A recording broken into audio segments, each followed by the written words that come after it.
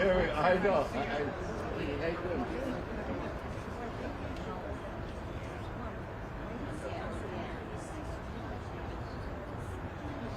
Oh, that was, it is. This is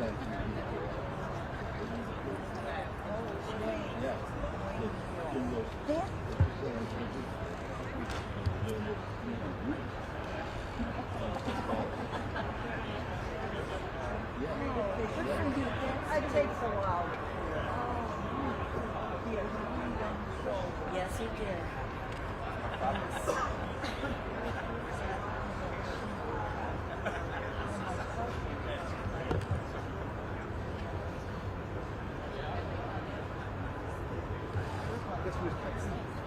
I just came to But we got people coming over and drinks. We're about half a dozen.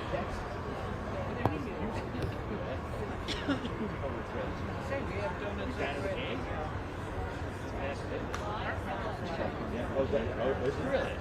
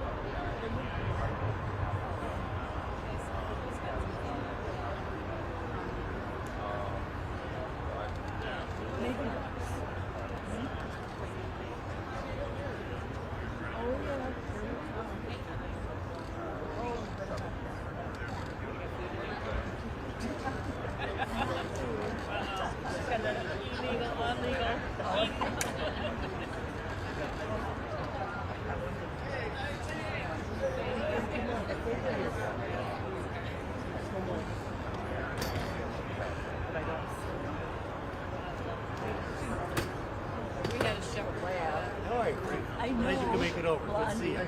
Yeah. Yeah, I have a few days in my car. Oh, okay. Good job. I didn't mean to cut you short.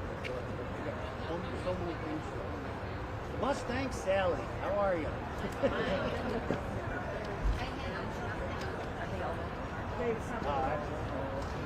They better have done it with a smile. That's all I gotta say.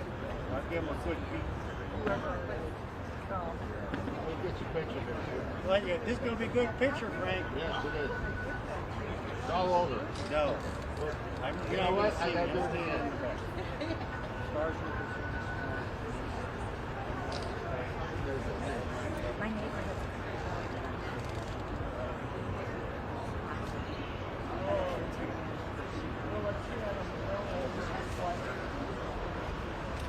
Oh, okay, and I was rescued.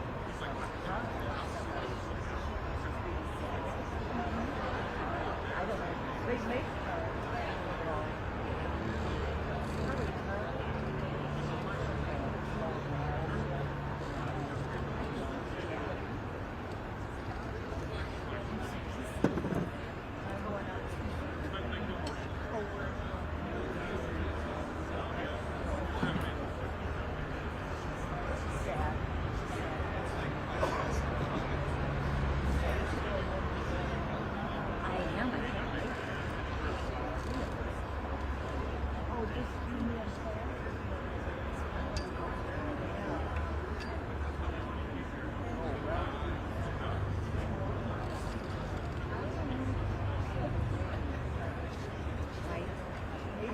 get in the weight down.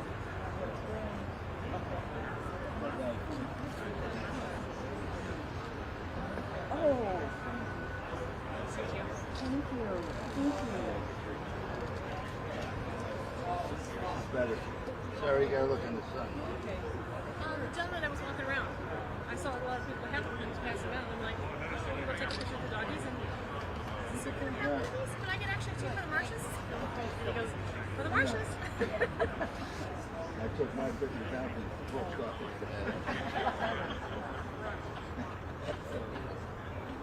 It was an old one. I had signed once.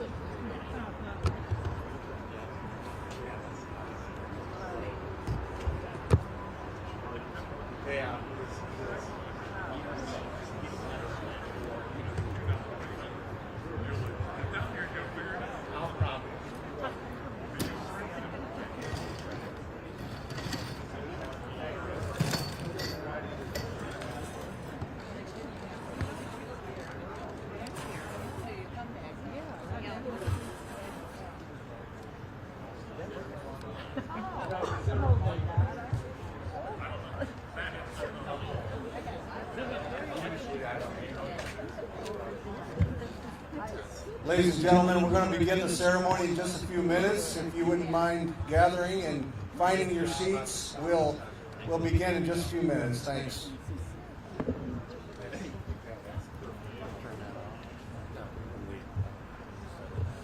You're going to start so you get your start. So you before I go over you. So good. How are you?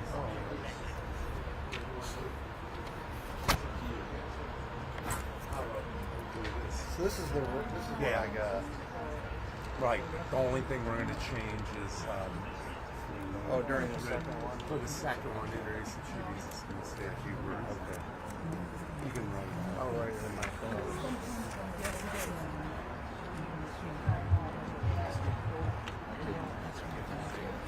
Is that the only change? Yeah.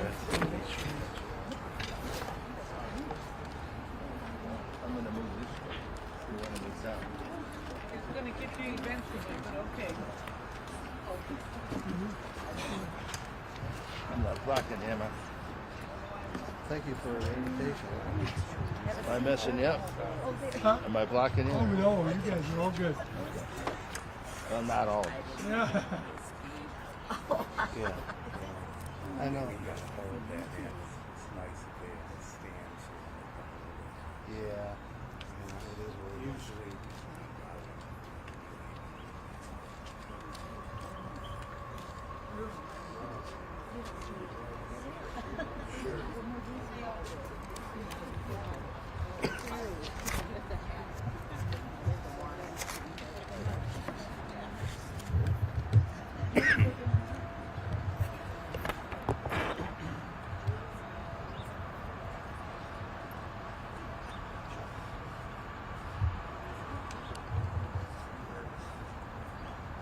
Well, I want to welcome you all here this morning. My name is Chris Hinckley, and I'm a chaplain with Olmsted Falls Police Department.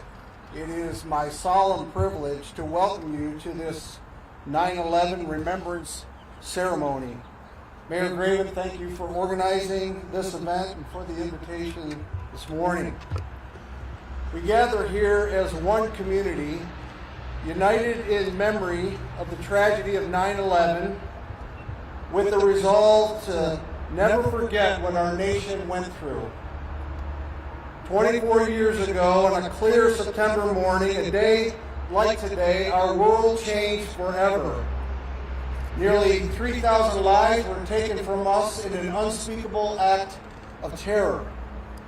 Today is a day to remember what we must never forget. We remember watching the towers fall on the news and our hearts sank. To think of all the souls in those buildings perishing before our very eyes, the memory is forever etched on our hearts and minds.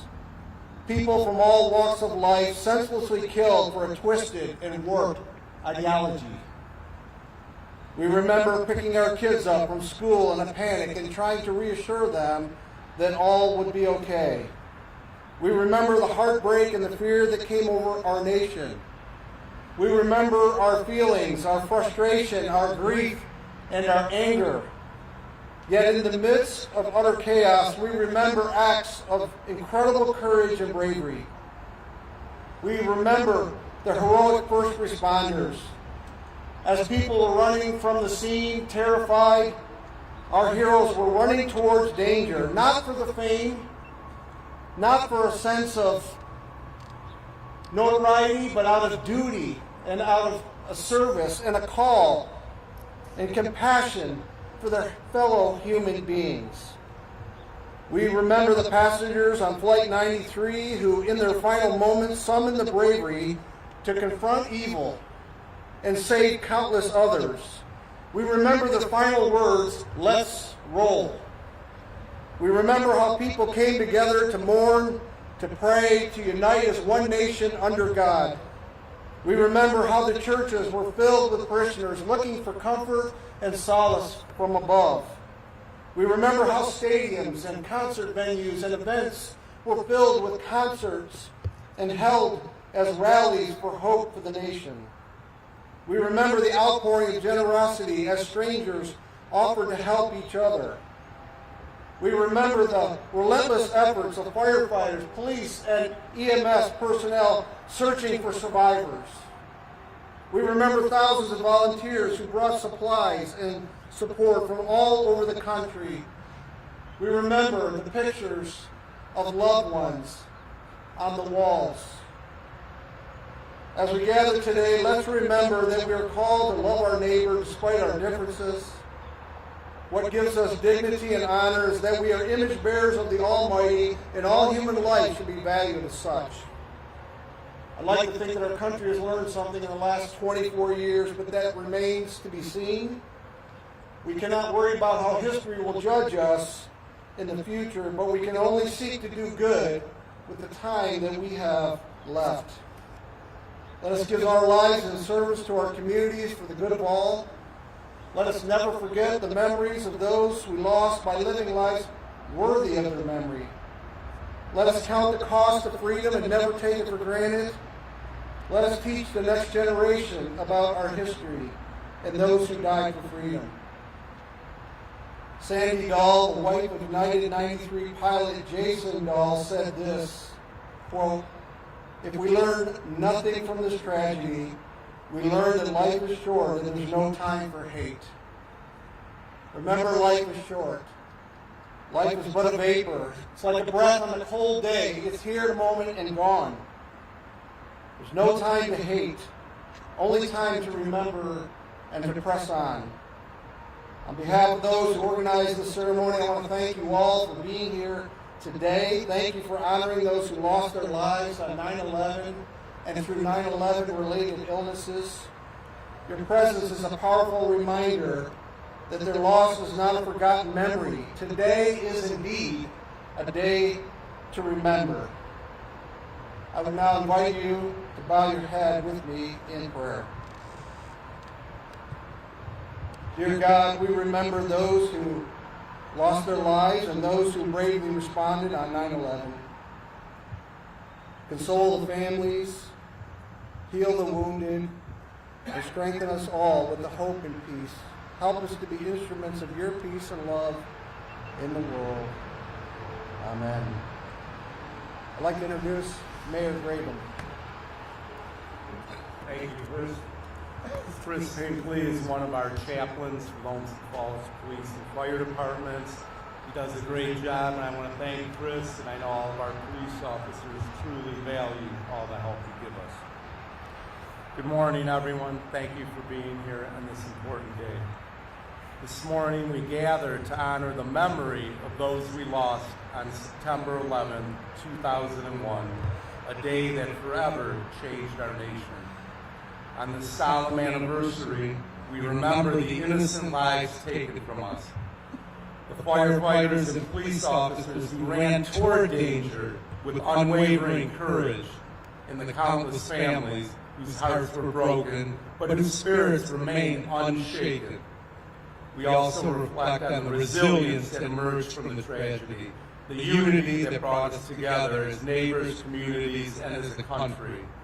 This is the greatest country in the world, the United States of America. In the face of unimaginable loss, we found strength and an enduring commitment to the ideals that define our country: freedom, courage, and hope. Let us honor the legacy of those we lost by living lives filled with purpose, kindness, and gratitude. Let us never forget their stories and the lessons forged in the fires of that day. May we continue to stand together, not only in moments of remembrance, but also in our daily actions, upholding the values that make us strong. Today we bow our heads in remembrance, lift our hearts in unity, and we all pledge never to forget. A good friend of mine, Jim McGlynn, was one of the last firefighters in New York City to make it out alive on September 11, 2001. Back then he was a lieutenant, and he retired later on as a battalion chief. About 5 years ago, Jim wrote a presentation for Olmsted Falls for our 9/11 Remembrance Day, and I'm going to read his speech. On the morning of September 11, 2001, I was in the office of Engine 39 when I heard a report over the department radio given by Chief Pfeiffer that a plane had crashed into the upper floors of the North Tower of the World Trade Center. He asked for all available engine companies, ladders, and squads to respond and to expect a large number of casualties. I immediately turned on office TV and saw a live report of a large fire on the upper floors of the Trade Center. The building had a gaping hole in the shape of a large plane. Initial reports were unsure whether the crash was an accident or terrorism, and whether the plane was a small single-engine plane or a commercial jet. Based on the size and shape of the hole and the fact there were clear blue skies that morning, I knew that this was caused by a large commercial aircraft and the result of terrorism. Our lives as Americans would never be the same. At 8:52, Engine 39 was dispatched to the scene. I tried to prepare myself and my crew for our task ahead, which we all knew obviously was not your average fire. The country was under attack, and we were heading into a war zone. While heading west on Houston Street, we saw a large ball of fire rising up from the South Tower. This was caused by the second plane crashing into the South Tower. Upon arrival on West Street, we were ordered by Chief of Department Gansey to report to the North Tower and to use caution due to the report of people jumping from the building. I thought of the desperation these people must have jumping, just give up the hope of survival and jump out the window of a high-rise office building. Luckily for us, the West Street pedestrian overpass was close by and provided us with cover and safe access to the North Tower. On arrival at the command post in the lobby of the tower, Chief Pfeiffer ordered Engine 39 to start walking up the B stairway and help wherever we could. Each engine man carried the 100 pounds of equipment, including one length of 50-foot hose. The fires were on the 93rd to 99th floors. We had a formidable task ahead of us, and we stopped walking up the flights every 10 floors to regroup. Along the way, civilians were exiting the building and told us a third plane had struck the Pentagon and that more may be expected. I wondered what our world would be like if we survived the attack. On arrival on the 31st floor, the building began to shake so violently that we were forced to the ground. Knowing that vibrations were a classic sign of a building about to collapse, I confirmed with Chief Paulo on the 31st floor that an evacuation order had been given and it was time to leave the building now. As we started down the 31 flights of stairs, I wondered how we were ever going to put this fire out. But my immediate concern was getting the members of Engine 39 out of the building safely. We continued down the flights of stairs knowing we had limited time before the building would collapse. The clock on this building was ticking. Along the way down, we came across Captain Jonas and the members of Ladder 6, who were carrying a woman, Josephine, down the stairs. She was unable to walk down the flights of stairs and had given up.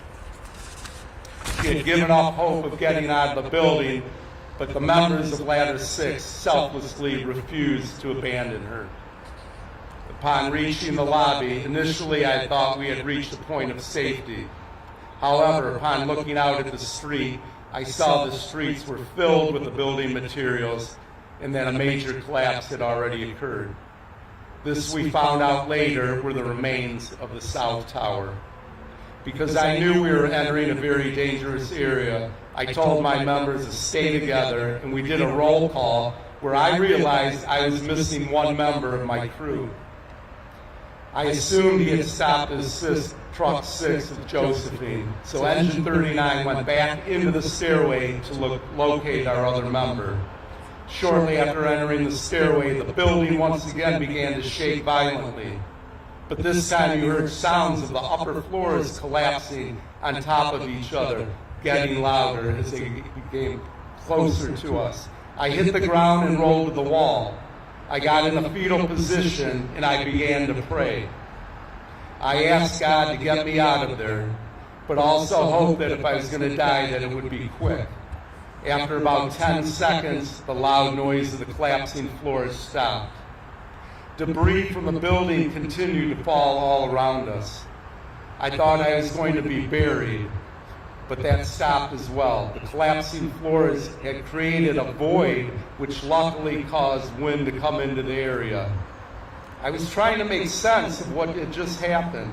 I wasn't sure if I was alive or dead. I stood up, brushed myself off, checked myself out, realized we were alive, and I checked on my crew. They were all okay. I could not believe that we had survived. I called out to all the other members. Bobby Bacon was a few feet away, so were all the other members of my company and Ladder 6. I issued a Mayday message over my radio. I received a distress call from Chief Prunty, who was buried from the building debris, and he was losing consciousness. I told him, hang in there, and help was on its way. We continued to give Mayday messages without receiving a response. We were trapped in the remains of the stairwell and unable to get out. After several hours, we were finally about to make contact with firefighters outside. The firefighters outside had no idea where we were. We could not understand why they couldn't pinpoint our location, but then we realized both towers were gone. There was no B stairway, there was no North Tower, just blocks of rubble. How could they find us? Luckily, a chief had taken a bullhorn with them, and the noise from that bullhorn gave our rescuers our location. We crawled out at about 3:30 in the afternoon. We were trapped for several hours, not knowing if we would get out alive or not. It was a miracle, but all members of Engine 39 and Ladder 6 survived. I will never forget 9/11/2001. Thank you.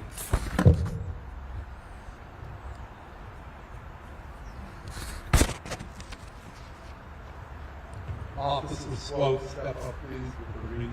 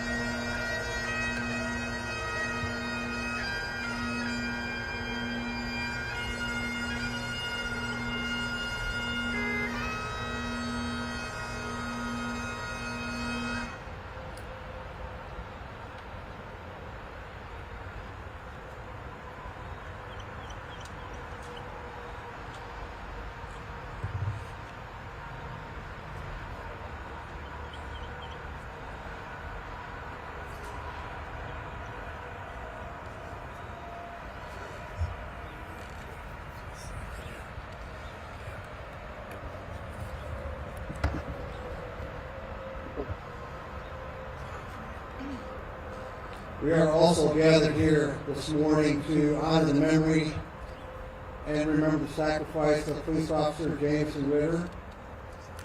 Today will be a dedication of a street sign that is more than just a sign. It is a symbol, a reminder to every passerby that a life of honor, courage, and service lived among us. Jameson was not only a police officer, but he was a son, a brother, he was a neighbor. He wore the badge with pride, knowing that the decision to serve also carried with it a heavy burden, a willingness to place himself in danger. When we speak of sacrifice, it's hard to grasp the true weight of the word. But for the men and women of our military and law enforcement, it is not abstract, it is lived every day. Every shift work, every call that comes over the radio carries with it potential for harm. Yet Officer Ritter understood the risk and served heroically. It was Theodore Roosevelt, the former NYPD police commissioner and U.S. president, who said, quote, "No man is worth his salt who is not ready at all times to risk his body, to risk his well-being, to risk his life in a great cause," end quote. This quote powerfully captures the essence of courage required in law enforcement, highlighting the readiness to face danger, great possible risk in the pursuit of being a peacemaker. The sign dedicated today will stand as a reminder for everyone who drives by that freedom, safety, and peace come at a cost. It will remind us who drive by that someone gave their life to preserve ours. And hopefully it will inspire others to give their life to a higher calling in serving their country. To the family of Jameson Ritter, we know that there's no ceremony, no sign that can replace the void that is in your hearts. You can't imagine what you must be feeling, but we hope this sign assures you that your loved one's name will not be forgotten. To the men and women in blue, the sign honors your fallen calling. It reflects a shared bond among all who serve. Let it give you strength. Let it give you courage. Let it remind you that your work is seen, that your work is valued, and your courage is known. To the citizens who pass by this sign, let it not be something we pass by quickly. Let us pause, even if it's in the moment, in the quietness of our hearts, to remember and to reflect and to honor the name that's engraven here. I love this quote by Ronald Reagan, who said, "Those who say there are no heroes today just don't know where to look." Today we honor a fallen hero, police officer Jameson Ritter, who bravely served the Cleveland community and the nation. Officer Ritter was tragically shot and killed on July 4th, 2024, while attempting to arrest a dangerous wanted subject. At just 27 years old, he was a dedicated public servant, a member of the Ohio Army National Guard, and recognized for his compassion, his courage, and his commitment to protecting others. He was known for his selflessness, having saved the lives of others along with his partner, and left behind a legacy of bravery and devotion to duty. And though his life was cut short, Officer Ritter's sacrifice is a powerful reminder of the courage it takes to serve and the price paid for those who protect us. We honor his memory, we honor his family, and all who continue to serve in his spirit of dedication. His legacy lives on in the community and in the hearts of those who knew him. And we certainly thank God for his sacrifice and ask for God's continued blessing on our community. Now may the Lord bless you and keep you. May the Lord make his face to shine upon you and be gracious to you. The Lord lift up his countenance upon you and give you peace. Amen. I'd like to introduce at this time Chief Otis Rogers from Olmsted Falls Police.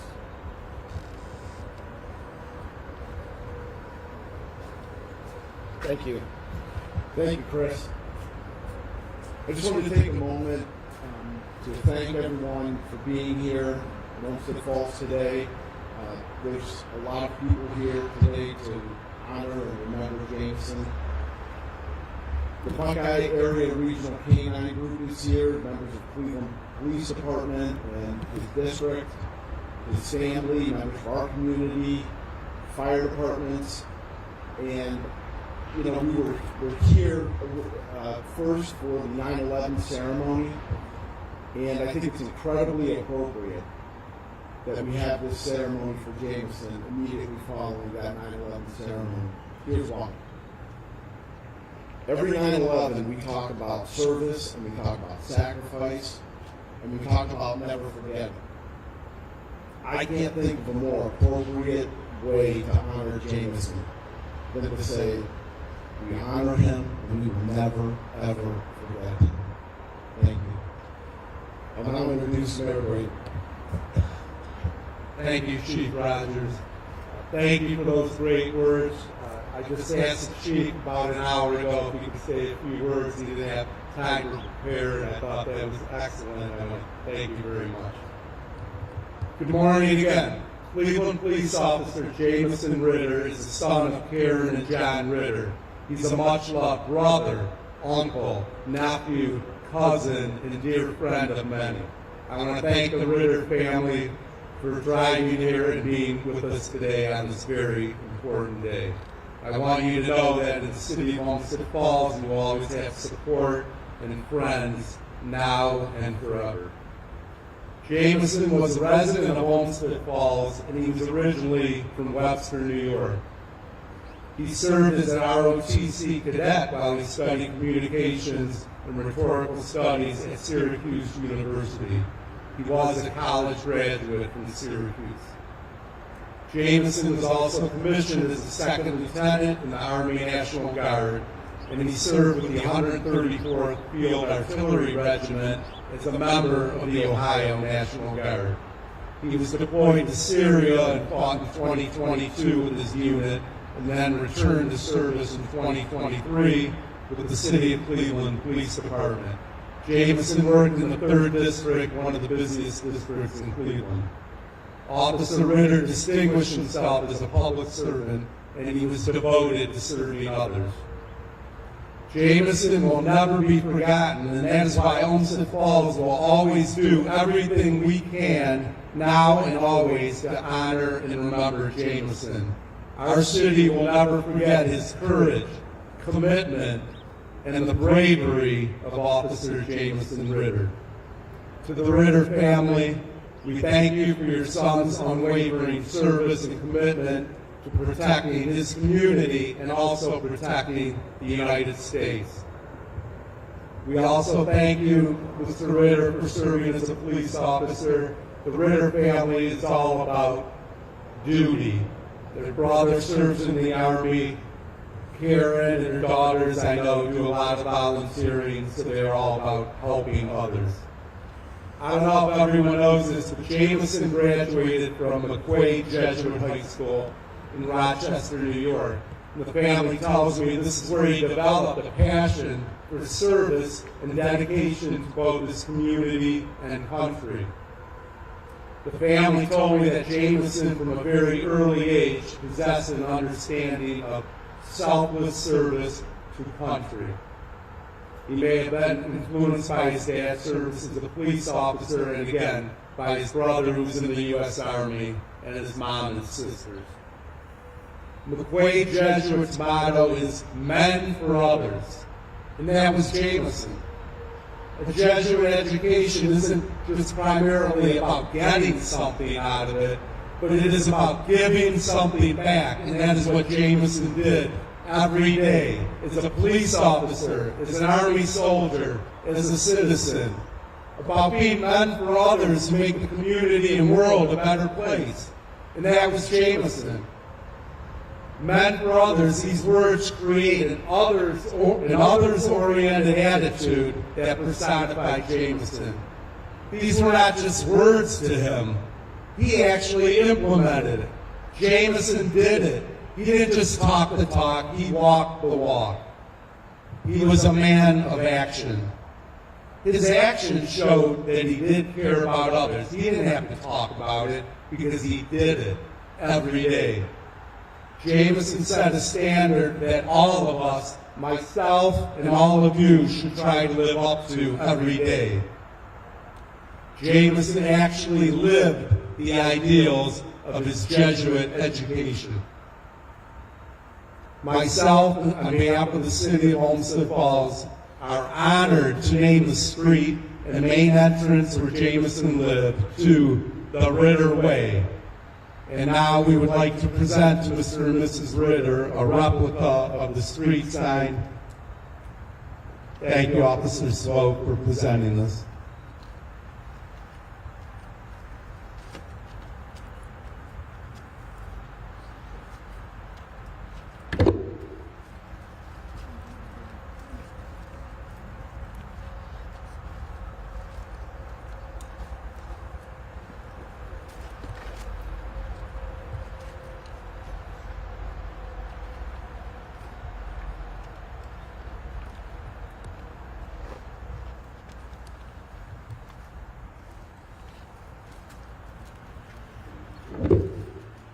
Now I'm going to go off script for a couple minutes. I did not prepare these words, but I just want everyone out there to know that my administration, the City of Olmsted Falls, we believe we are the most pro-police administration in the state of Ohio. And I want to thank all my council members. I also believe that all 7 members of City Council are very pro-police. And I want to thank our police chief, Otis Rogers. I work with him every day. I talk to him every day. And I can tell you that he has his officers back. Anytime an officer makes a little mistake, we always support our officers first.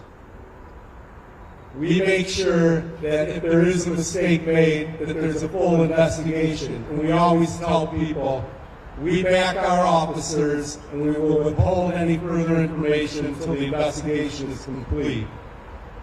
You cannot throw your police officers under the bus. You need to support them 100%. They have the toughest job in the world. As a firefighter, I can tell you, I believe the job of a police officer is even more difficult, even though the job of a firefighter is very difficult. And I call on my fellow mayors in the state of Ohio and the United States, fellow city councils, fellow chiefs of police, please back your officers. Always have their back. When in doubt, support your officer first. Because the bottom line is, this is a tough world, and they are the only people defending us. At 3 in the morning, when everyone else is sleeping in their homes, they are out patrolling the streets, putting themselves in the line of danger. No one else will do that. They do it because they want to serve their fellow man. Obviously, they don't do it for money or anything else. They do it because they have a calling. This job, it isn't just a job, it is a calling, being a police officer. And again, I want all my fellow politicians out there to know that you need to defend your officers. Do not suspend somebody or fire somebody without having a full investigation. Make sure you always back your officers. And that will conclude my remarks, and I would like to invite everyone for coffee, donuts, and fellowship. And in about 15 minutes, we will be going over to Raintree with the family, and everyone was invited to go over there. Thank you very much.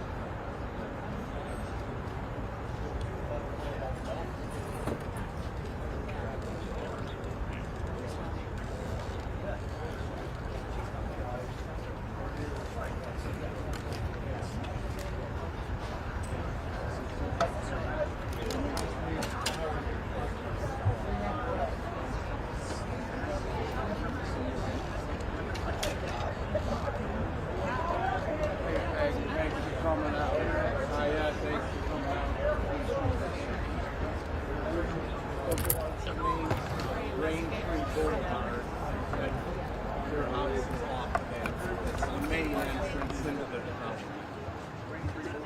But it'll still be rain free, but this will be longer. Right. That's the main entrance. They're in a cul-de-sac.